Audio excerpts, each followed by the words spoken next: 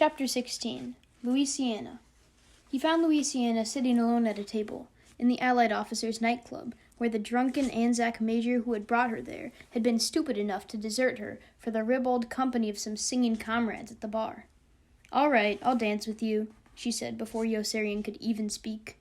"But I won't let you sleep with me." "Who asked you?" Yossarian asked her. "You don't want to sleep with me?" she exclaimed with surprise. "I don't want to dance with you."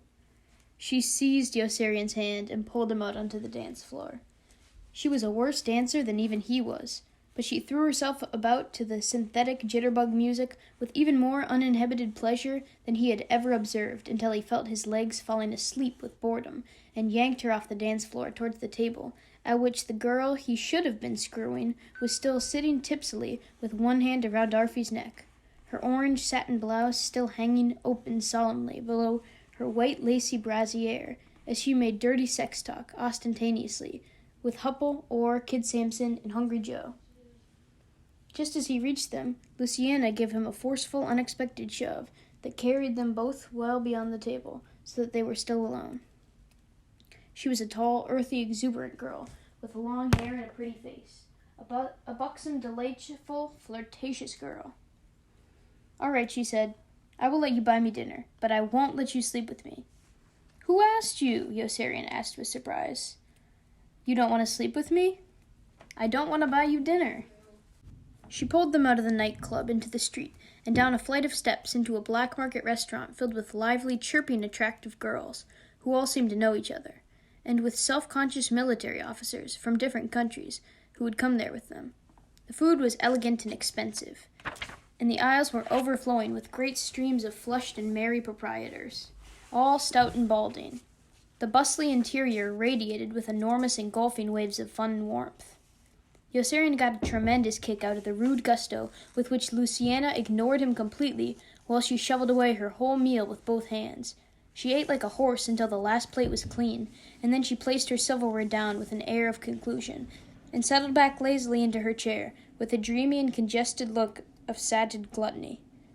She drew a deep, smiling, contented breath, and regarded him amorously with a melting gaze. "Okay, Joe," she putted, her glowing dark eyes drowsy and grateful. "Now I will let you sleep with me." "My name is Yossarian."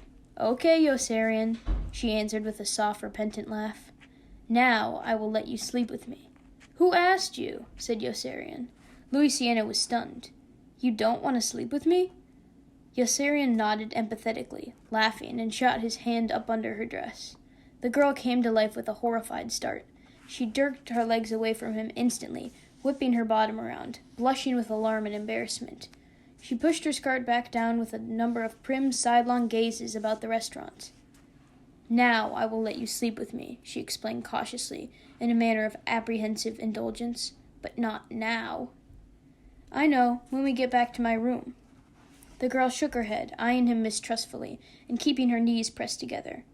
"No, now I must go home to my mamma, because my mamma does not like me to dance with soldiers or let them take me to dinner, and she will be very angry with me if I do not come home now. But I will let you write down for me where you live, and tomorrow morning I will come to your room for ficky-fick before I go to my work at the French office. Kapiski?"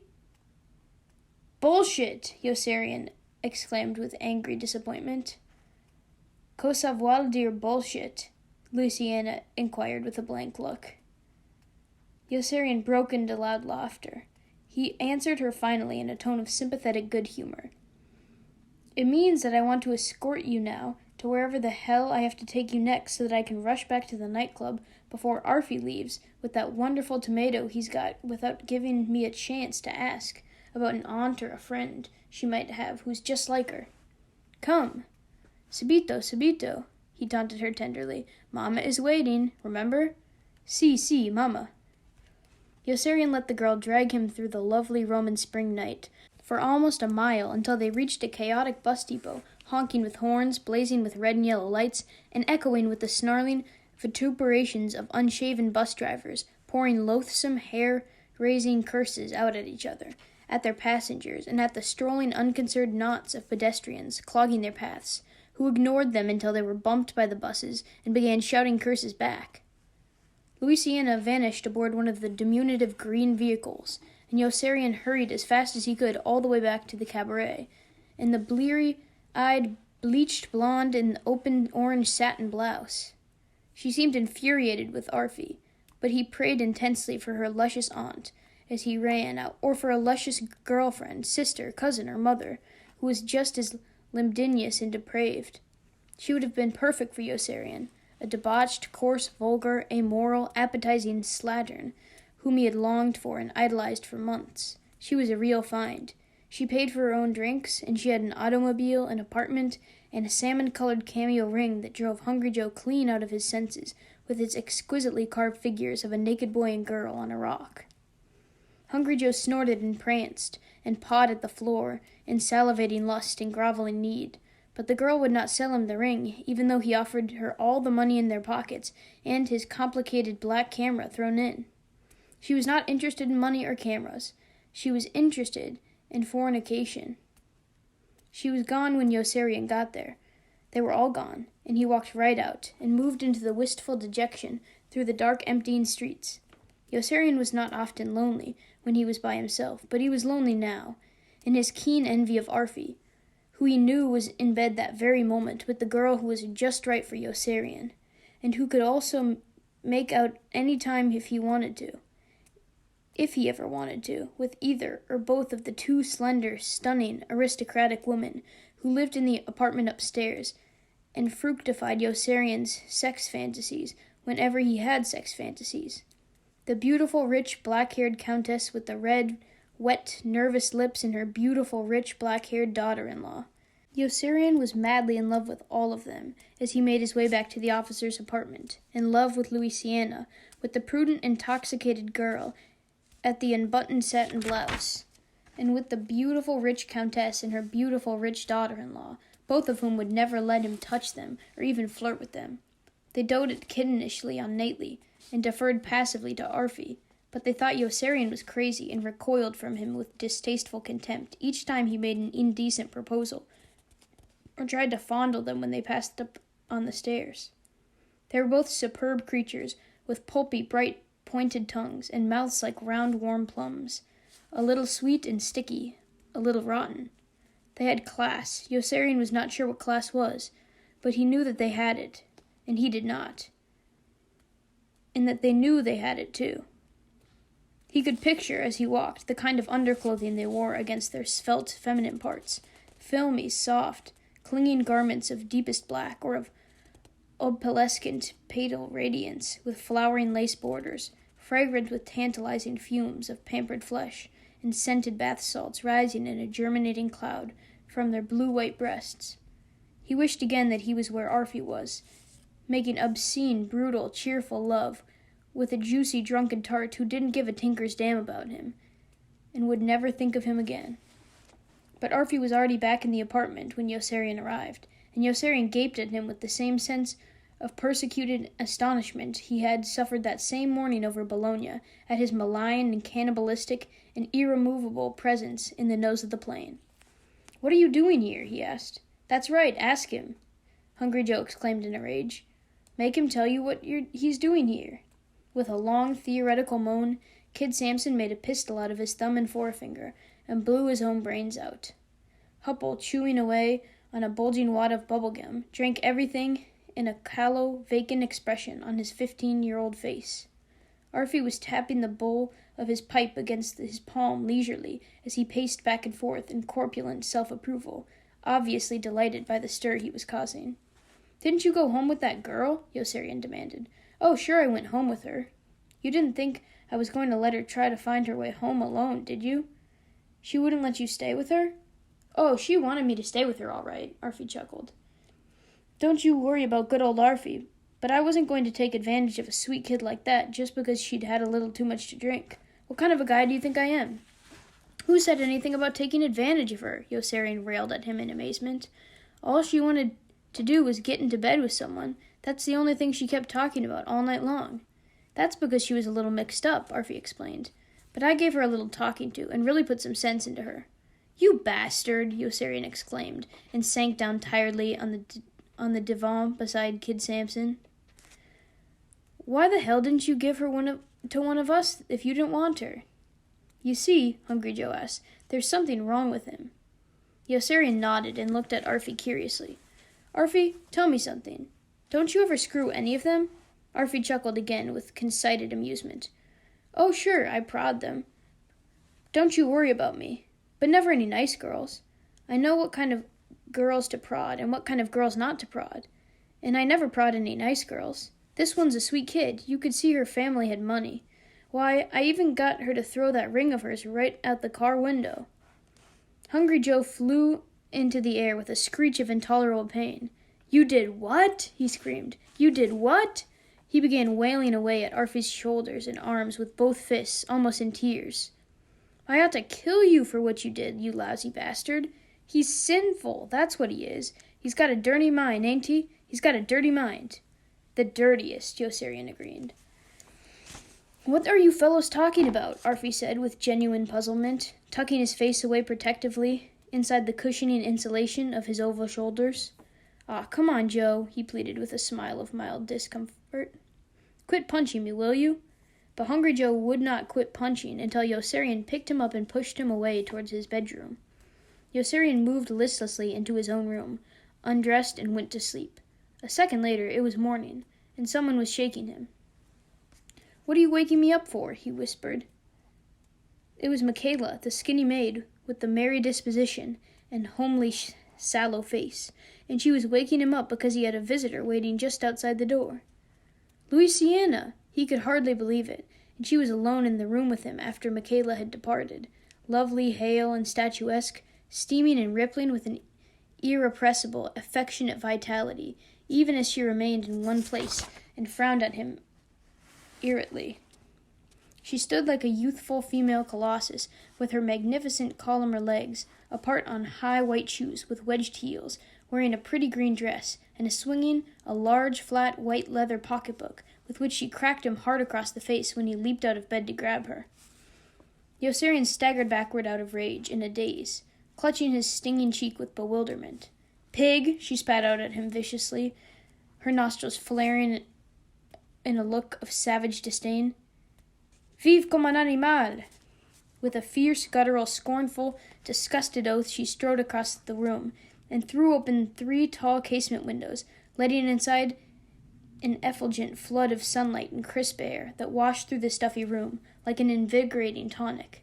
She placed her pocketbook on a chair and began tidying the room, picking his things up from the floor and off the tops of furniture, throwing his socks, handkerchief, and underwear into an empty drawer of the dresser, and hanging his shirt and trousers up in the closet. Yossarian ran out of the bedroom into the bathroom and brushed his teeth. He washed his hands and face and combed his hair. When he ran back, the room was in order, and Luciana was almost undressed. Her expression was relaxed. She left her earrings on the dresser and padded barefoot to the bed, wearing just a pink rayon chemise that came right down to her hips.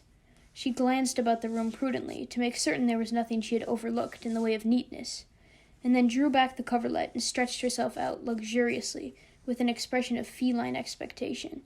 She beckoned him lovingly with a husky laugh.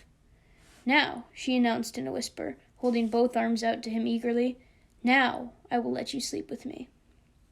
She told him some lies about a single weekend in a bed with a slaughtered fiancé in the Italian army, and they all turned out to be true, for she cried, Finito! Almost as soon as he started, and wondered why he didn't stop, until he had finitoed too, and explained to her. He lit cigarettes for both of them. She was enchanted by the deep suntan covering his whole body. He wondered about the pink chemise that she would not remove. It was cut like a man's undershirt, with narrow shoulder straps, and concealed the invisible scar on her back that she refused to let him see after he had made her tell him it was there. She grew tense as fine steel when he traced the mutilated contours with his fingertip from a pit in her shoulder blade almost to the base of her spine. He winced at the many tortured nights she'd spent in the hospital, drugged or in pain with the ubiquitous, ineradicable odors of ether, fecal matter, and disinfectant of human flesh, mortified and decaying amid the white uniforms, the rubber-soled shoes, and the eerie night lights glowing dimly until dawn in the corridors. She had been wounded in an air raid. Dove? He asked, and held his breath in suspense. Napoli? Germans? Americana. His heart cracked, and he fell in love. He wondered if she would marry him. Tu sei pazzo, she told him with a pleasant laugh. Why am I crazy? He asked. Perché non posso ser. Why can't you get married? Because I'm not a virgin, she answered. What does that got to do with it? Who will marry me? No one wants a girl who's not a virgin. I will. I'll marry you. Ma non posso sposarti. Why can't you marry me? Perché sei pazzo. Why am I crazy? Perché vuoi sparmi? Yossarian wrinkled his forehead with quizzical amusement. You won't marry me because I'm crazy? And you say I'm crazy because I want to marry you, is that right? Si. Tu sais pas. He told her loudly. Perché? She asked. She shouted back at him indignantly, her unavoidable round breasts rising and falling in a saucy huff behind the pink chemise as she sat in bed indignantly. Why am I crazy? Because you won't marry me. Stupido, she shouted back at him, and smacked him loudly and flamboyantly on the chest with the back of her hand. No posso sparsi, no capisci, no posso sposarti. Oh, sure, I understand. And why can't you marry me? Perché sei pazzo. And why am I crazy? Perché vuoi sposarmi? Because I want to marry you. Carina ti amo, he explained, and he drew her gently back down to the pillow. Ti amo molto. Tu sei pazzo, she muttered in reply, flattered. Perché? Because you say you love me. How can you love a girl who is not a virgin? Because I can't marry you. She bolted right up again in a threatening rage. Why can't you marry me? She demanded, ready to clout him again if he made another uncomplimentary reply. Just because I'm not a virgin? No, darling, because you're crazy. She stared at him in blank resentment for a moment, then tossed her head back and roared appreciatively with hearty laughter. She gazed at him with new approval when she stopped, the lush, responsive tissues of her dark face turning darker still and blooming solemnly with a swelling and beautifying infusion of blood. Her eyes grew dim. He crushed out both their cigarettes, and they turned to each other wordlessly in an engrossing kiss just as Hungry Joe came meandering into the room, without knocking to ask if Yossarian wanted to go out with him to look for girls. Hungry Joe stopped on a dime when he saw them and shot out of the room. Yossarian shot out of bed even faster and began shouting at Luciana to get dressed. The girl was dumbfounded. He pulled her roughly out of bed by her arm and flung her away toward her clothing, then raced for the door in time to slam it shut as Hungry Joe was running back with his camera. Hungry Joe had his leg wedged in the door and would not pull it out. Let me in, he begged urgently, wriggling and squirming maniacally. Let me in. He stopped struggling for a moment to gaze into Yossarian's face through the crack in the door with what he must have supposed was a beguiling smile. Me no Hungry Joe, he explained earnestly. Me heap big photographer from Life magazine. Heap big picture on heap big cover. I make you big Hollywood star, Yossarian. Multi De Niro, multi divorces, multi ficky-fick all day long, CCC. Yossarian slammed the door shut when Hungry Joe stepped back a bit to try to shoot a picture of Luciana dressing. Hungry Joe attacked the stout wooden barrier fanatically and fell back to reorganize his energies, and hurled himself towards fanatically again. Yossarian slithered into his own clothes between assaults. Luciana had her green and white summer dress on, and was holding the skirt bunched up above her waist. A wave of misery broke over him, as he saw her about to vanish inside her panties forever. He reached out to grasp her, and drew her to him by the raised calf of her leg. She hopped forward and molded herself against him. Yossarian kissed her ears and her closed eyes romantically, and rubbed the back of her thighs. She began to hum sensually, a moment before Hungry Joe hurled his frail body against the door in still one more desperate attack, and almost knocked them both down. Yossarian pushed her away. Vite, he scolded her. Get your things on. What the hell are you talking about, she wanted to know. Fast, can't you understand English? Get your clothes on fast. Stupido, she snarled at him. Vite is French, not Italian. Subito, that's what you mean, subito. Si, that's what I mean, subito. Si, she responded cooperatively, and ran for her shoes and earrings. Hungry Joe had paused in his attack to shoot pictures through the closed door. Yossarian could hear the camera shutter clicking. When both he and Luciana were ready, Yossarian waited for Hungry Joe's next charge and yanked the door open on him unexpectedly. Hungry Joe spilled forward into the room like a floundering frog. Yossarian skipped nimbly around him, guiding Luciana along behind through the apartment and out into the hallway. They bounced down the stairs with a great roistering clatter, laughing out loud breathlessly, and knocking their hilarious heads together each time they paused to rest. Near the bottom they met Nately coming up and stopped laughing. Nately was drawn, dirty and unhappy. His tie was twisted and his shirt was rumpled, and he walked with his hands in his pockets. He wore a hand-dog, hopeless look. "What's the matter, kid?" Yossarian inquired compassionately. "I'm flat broke again," Nately replied with a lame and distracted smile. "What am I going to do?" Yossarian didn't know. Nately had spent the last 32 hours at $20 an hour with an apathetic whore he adored, and he had nothing left of his pay or the lucrative allowance he received every month from his wealthy and generous father. This meant he would not spend time with her any more. She would not allow him to walk beside her as she strolled the pavements, soliciting other servicemen, and she was infuriating when she spied him trailing her from a distance. He was free to hang around her apartment if he cared to, but there was no certainty that she would be there, and she would give him nothing unless he could pay. She found sex uninteresting. Nately wanted the assurance that she was not going to bed with anyone unsavory or with someone he knew. Captain Black had always made it a point to buy her each time he came to Rome, just so he could torment Nately with the news that he had thrown his sweetheart another hump and watch. Nately eat his liver and related the atrocious indignities to which he had forced her to submit. Luciana was touched by Nately's forlorn air, but broke loudly into robust laughter again the moment she stepped outside into the sunny street with Yossarian, and heard Hungry Joe beseeching them from the window to come back and take their clothes off, because he really was a photographer from Life magazine. Louisa fled mirthfully along the sidewalk in her high white wedgies, pulling Yossarian in tow with the same lusty and ingenuous zeal she had displayed in the dance hall the night before, and at every moment since. Yossarian caught up and walked with his arm around her waist until they came to the corner, and she stepped away from him. She straightened her hair in a mirror from her pocketbook and put lipstick on. "Why don't you ask me to let you write my name and address on a piece of paper, so that you'll be able to find me again when you come to Rome?" she suggested. "Why don't you let me write your name and address down on a piece of paper?" he agreed.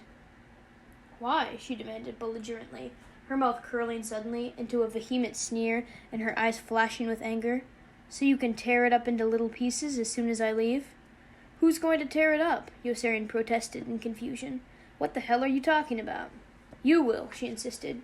"You'll tear it up into little pieces the minute I'm gone, and go walking by like a big shot, because a tall, young, beautiful girl like me, Luciana, let you sleep with her, and did not ask you for money." "How much money are you asking me for?" he asked her. "Stupido!" she shouted with emotion. "I'm not asking you for any money."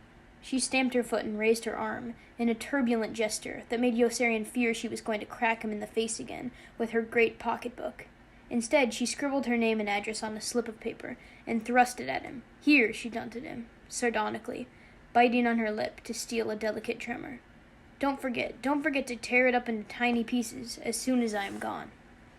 Then she smiled at him, serenely, squeezed his hand, and with a whispered, regretful "Adieu," she pressed herself against him for a moment, and then straightened and walked away with unconscious dignity and grace.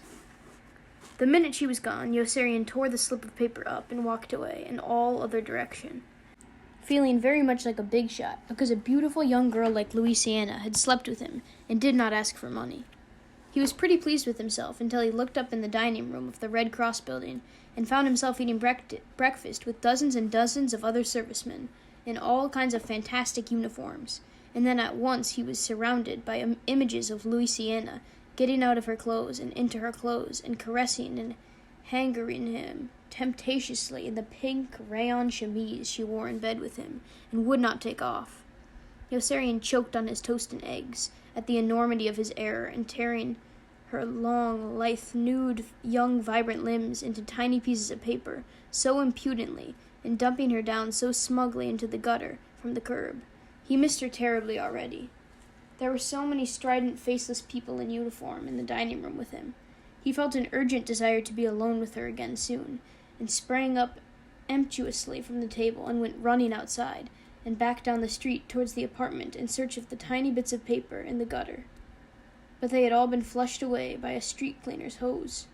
He couldn't find her again in the Allied officers' nightclub that evening, or in the sweltering, burnished, hedonistic bed lamp of the Black Market restaurant, with its vast bobbing wooden trays of elegant food and its chirping flock of bright and lovely girls. He couldn't even find the restaurant. When he went to bed alone, he dodged flack over Bologna again in a dream, with Arfy hanging over his shoulder abdominally in a plane with a bloated, sordid leer. In the morning, he ran looking for Luciana in all the French offices he could find, but nobody knew what he was talking about. And then he ran in terror, so jumpy, distraught, and disorganized, that he just had to keep running in terror somewhere, to the enlisted men's apartment, for the squad maid in the lime-colored panties, whom he found dusting in Snowden's room on the 5th floor, in her drab brown sweater and heavy dark skirt. Snowden was alive then, and Yossarian could tell it was Snowden's room from the name stenciled in white on the blue duffel bag he tripped over as he plunged through the doorway at her in a frenzy of creative desperation. The woman caught him by the wrists before he could fall as he came stumbling towards her in need and pulled along down the top of her as she flopped over backward onto the bed and enveloped him hospitably in her flaccid and consoling embrace, her dust mop afloat in her hand like a banner as her broad, brutish, conjugal face gazed up at him fondly with a smile of imperjured friendship.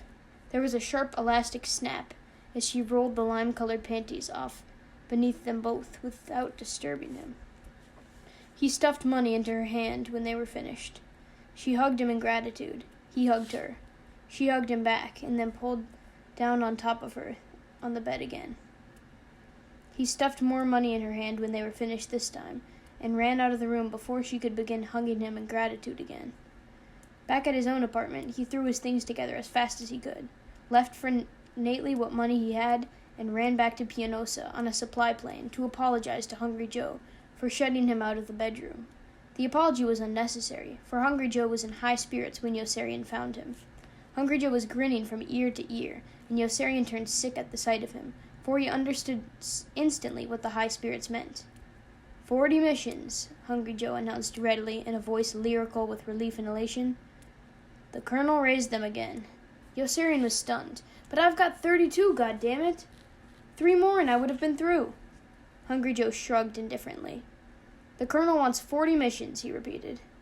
Yossarian shoved him out of the way and ran right into the hospital.